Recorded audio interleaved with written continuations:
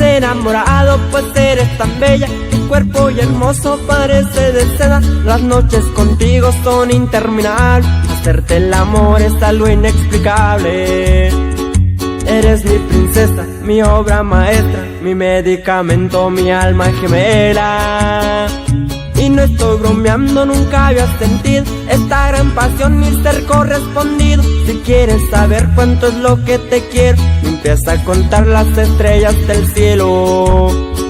Mi sol es tu cuerpo, mi droga tus besos, y mi objetivo tu amor entero. Quiero besarte, también desnudarte, que nuestras almas puedan funcionar. Sentir las estrellas, ser parte de ellas, brindar porque existes con una botella. Quiero perderte todito el respeto y que hagas lo mismo, sabes que me dejo. Tú sientes amada, feliz y marcada, porque el tiempo es corto y la vida se acaba. Mi niña dorada. Un saludo especial para mi tía Angélica Erika de la Rosa y para mi tío Lucio Carrillo. Nos vamos hasta Ixtlahuacán del Río. Así nomás, así nomás, así nomás, así nomás.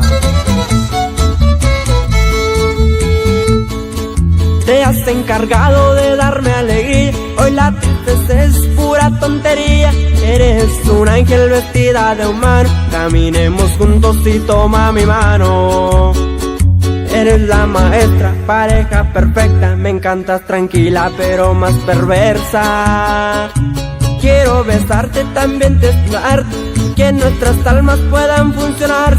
Sentir las estrellas, ser parte de ellas, brindar porque existes con una botella.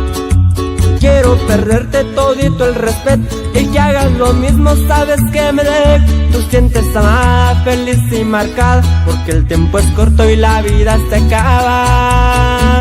Mi niña dorada.